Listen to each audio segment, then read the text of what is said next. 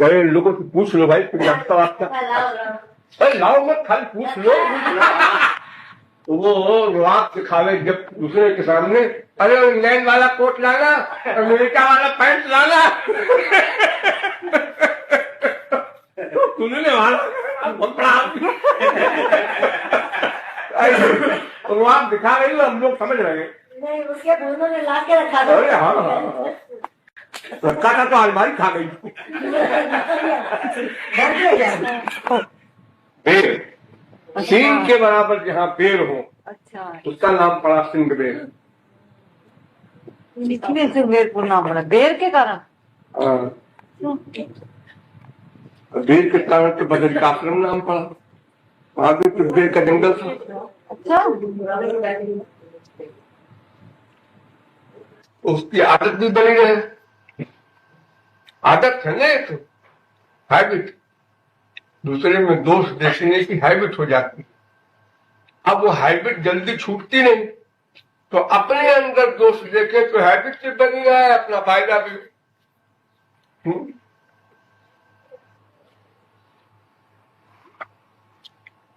रूप गोस्वामी एक बहुत बड़े रसिक हुए हैं। उन्होंने भक्त रसामृत हिंदू ग्रंथ लिखा है। तो वल्लभाचार्य वृंदावन आए और रूप गोस्वामी से मिले और उन्होंने कहा कि तुम भक्ति पर एक ग्रंथ लिखो, बाद में मैं देख लूंगा उसको ठीक है कि नहीं ठीक है, तो करेक्शन करना होगा तो हम हेल्प कर देंगे। तो रूप गोस्वामी के भतीजे जीव गोस्वामी, तो वो सुन लिया। वो रूप गोस्वामी को अपना गुरु मानते थे, तो उनको बहुत बुरा लगा कि हमारे गुरु जी लिखेंगे तो ये उसको देखेंगे बाद में, बड़े लाट साहब हैं। तो लेकिन अब डर के मारे कुछ बोले नहीं कि भाई वो भी वल्लभाचार्य भी एक संप्रदाय के आचार्य हैं और ये रूप गोस्वामी हमारे गुरु ही हैं, अब इनके बीच में हम क्या बोले। तो वो जमुना नहाने गए वल्लभाचार्य, साथ में जीव गोस्वामी को भी कह दिया रूप गोस्वामी ने कि इनके साथ जाओ, इनको स्नान करा लो।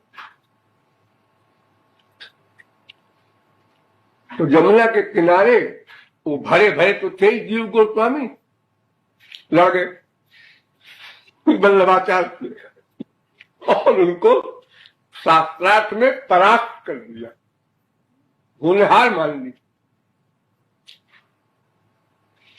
वो लौट के आए रूप गोस्वामी के पास, तो उन्होंने कहा कि महाराज जी हमको बहुत बुरा लगा, उन्होंने ऐसा कहा आपसे, तो मैंने फिर शास्त्रार्थ किया जमुना के किनारे और हरा दिया। उन्होंने कहा कि तुमने वृंदावन में आकर के भी क्रोध किया,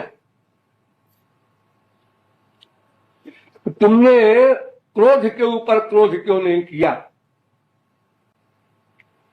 वल्लभाचार्य पर क्रोध क्यों किया। निकल जाओ, तुम वृंदावन में रहने लायक नहीं हो। निकाल दिया, वृंदावन के बाहर कर दिया।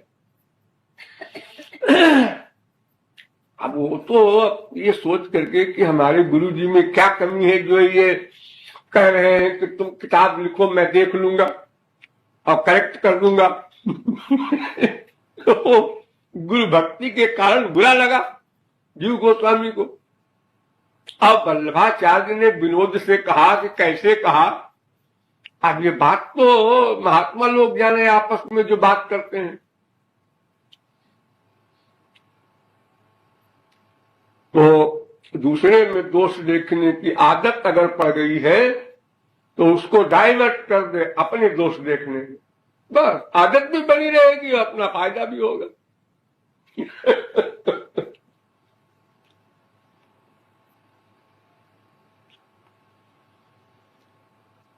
और इसके अलावा बहुत सी तरकीबें हैं।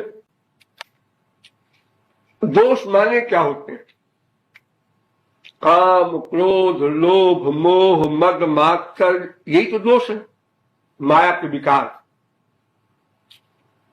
तो जब तक भगवत प्राप्ति न होगी तब तक सबके भीतर माया है, रहेगी।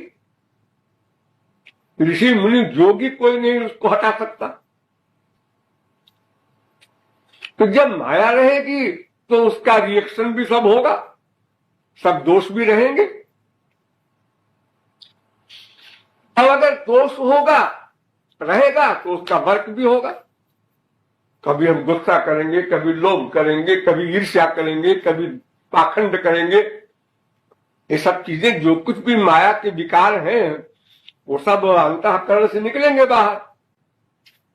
रहते हमेशा है सब, लेकिन समय समय पर निकलते हैं। अब इस समय तुम लोग सुन रहे हो भगवत विषय, किसी में कोई विकार नहीं दिखाई पड़ेगा किसी को। वही आके देख ले, ये लोग जो बैठे हैं इनमें कोई विकार नहीं है। कब? इस समय नहीं है। तो अभी एक का धक्का एक को लग जाए आगे तो अंदर बैठा बैठा मौका देखता रहता और ये बीमारी केवल मनुष्य में ही नहीं, देवताओं में भी है। जहां तक माया है वहां तक ये बीमारी है सब। तो इसका मतलब ये हुआ कि माया के वर्क हमसे होंगे ही, होते ही है, नेचुरल है। अरे चश्मा जिस प्रकार का लगाओगे वही रंग तो दिखेगा, चश्मे का जो रंग होगा वही रंग बाहर दिखेगा। तो तीन गुण हैं, सत्व गुण, रजोगुण, तमोगुण। ये हमारे अंतःकरण पर हमेशा रहते हैं। कभी सत्व गुण बलवान, कभी रजोगुण बलवान, कभी तमोगुण बलवान। लेकिन तमोगुण अधिक रहता है, उससे कम रजोगुण, और सत्व गुण तो बहुत कम आता है।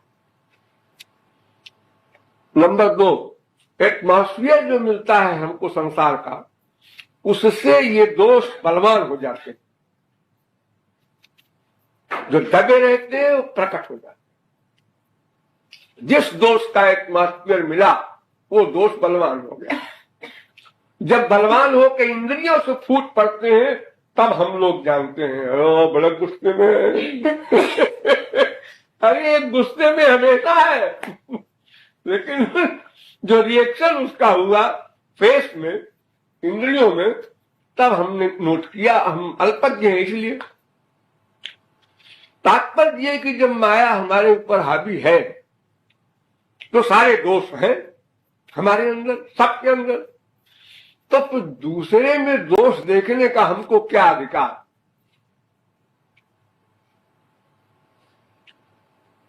जैसे मान लो तुम दुबली पतली हो, तो तुम दुबले पतले आदमी से कहो तुम बहुत दुबले हो, तो हंसेगा ना कि पहले अपने को तो देख लीजिए दूसरे को तो मोटा आदमी कहे दुबला, तब तो एक रीजनेबल बात है। अब दुबला आदमी दुबले को दुबला कहे, तो उसी प्रकार जब हम में सब दोष है तो दूसरे में दोष देखने की मेहनत क्यों करें? अगर घर के कोने में मधुमक्खी लगी है और शहद निकल आवे तो जंगल में निकालने कौन जाए? क्यों जाए? अपने घर में सामान है उसको छोड़ करके जंगल में जाए, पागल है। अगर दोष देखने का शौक है तो अपने अंदर देखे। तो सारे दोष जो हमारे अंदर है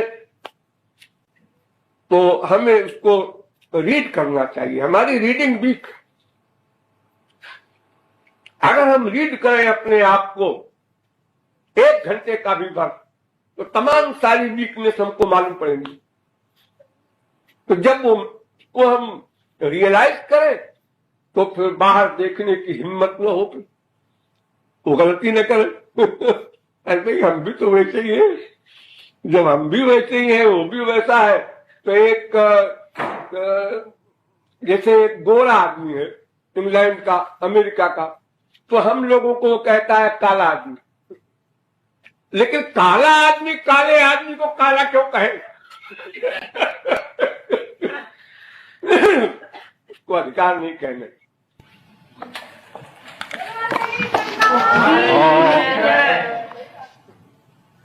राम का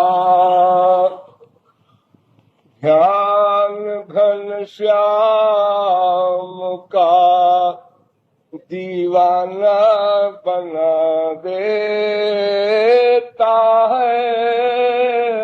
ध्यान घन श्याम का दीवाना बना देता है। बाग दुनिया को भी माँ बाप बेटा स्त्री पति धन प्रतिष्ठा सब है। ये बाग खिला हुआ है दुनिया का। हर बाग दुनिया को भी वीराना बना देता है। बाग दुनिया को भी वीराना बना देता है। ध्यान घन श्याम का बिहार सावरे सरकार